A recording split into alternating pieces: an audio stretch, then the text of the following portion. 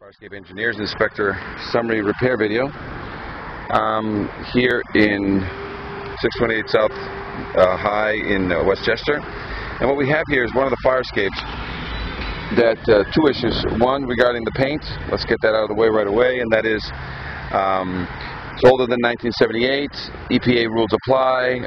Lead paint is presumed. We have to make sure that it's an EPA renovator licensed person that's handling anything associated with the paint, and that the area is protected. We've got buildings right across here. We need that 20 foot, so we're going to have to get permission from the neighbor in order to put the plastic poly down and all these windows. There's no residential on this building. It's office space, but just to make sure that all the windows are locked up.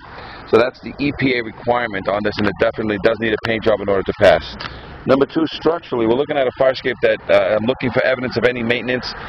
This fire escape is at least 50 to 75 years old, and I can't find any hex head bolts anywhere on this connection. So minimally, this fire escape has to go through a partial refurbishment so that it will at least meet a calculated load test. And that is, I want all the support corners that have original square head bolts. These got to be flipped out to new hex heads. So the corners, your platforms, all the square heads that tie in the major structural need to be switched over to hex head. But then all these slats that are here with rivets, those can stay as long as there's no rust inside the connection. But the outside and the inside framing and hex head bolts, those got to be all switched out. This has got to be all switched out. This corner, the bars here don't need to. They're riveted, but as long as each one is secured, you give it a hammer test on each one and reconnect the one as needed. But otherwise, these are not need to be refurbished.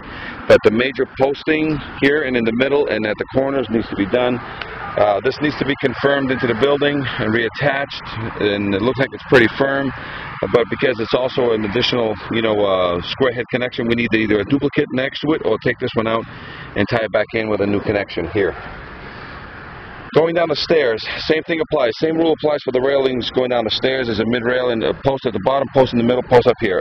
All brand new bolting on those, but the pickets don't need to be unless they're broken in some way at the rivet point.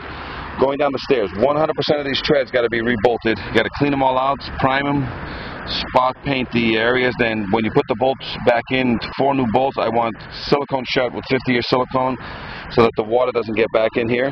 While the treads are out, they can be dipped and painted. That's a process of acceleration there. Now, getting back into this connection here. Again, we got supports here that have square heads. So all of these supports need to be, this is considered one of the critical connections for the platform. It needs to be totally refurbished. Stringer connections, totally refurbished. All brand new bolting here along with the staircase. Now, tying back into the building, we need to verify, these are through bolted. So we need to either verify the through bolting and or duplicate the connection with the new epoxy bolt, 8 to 12 inches deep. There should be 4 there, 4 to 6. So either verify the connection or just duplicate the connection so that it would take a load test.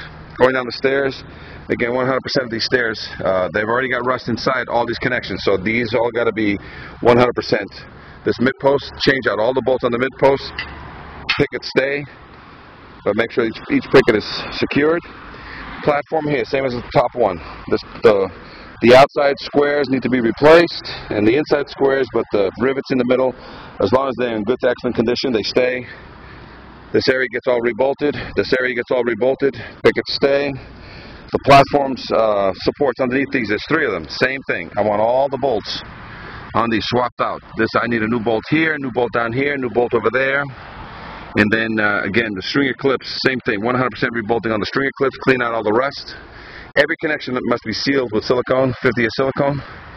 And again, these are all through bolted back to the building also. Verification process needed. 100% of all these treads need to be taken out and new bolts put in. Again, and this is an area that water always accumulates in here. Once you put these back, I want this all sealed so that the water will not sit in there anymore. No debris, no nothing will sit in there on this fire escape. Down at the bottom, the footing. The footing seems to be in good condition. Again, if there is any movement, what you want to do, because a lot of times they bury the clip, which they did here, just verify that it's nice and tight, otherwise duplicate the clip so that there's no movement. I'm having no movement now. It looks pretty stiff. The platform looks like it's in good condition and that it's not spalling in any way. Again, there's a property line issue here, so when you're doing the renovating and the scraping and painting, we're going to have to ask the neighbor to put a plastic on their side so we don't contaminate this side at all. And again, through bolted connection. I think the building inside is finished, so it might be cheaper for them to just duplicate this connection, tighten up the existing through bolts, but then put in an epoxy. This one would require most likely 3, 1 on each end, 1 in the middle, and keep the existing. So now we've basically brought this platform connection up to 200%. So in this particular fire escape, you're looking at least 50% refurbishment of the bolts, because that's all the platforms, all the treads need to be refurbished. Again, the only thing not being refurbished is going to be your railings and any minor connections such as flats on the platforms. Any questions? Fire escape engineers, Inspector Manessis, 1-800-649-3333, 1-800-649-3333. Any technical questions, any bid questions, directly to the owner of the property.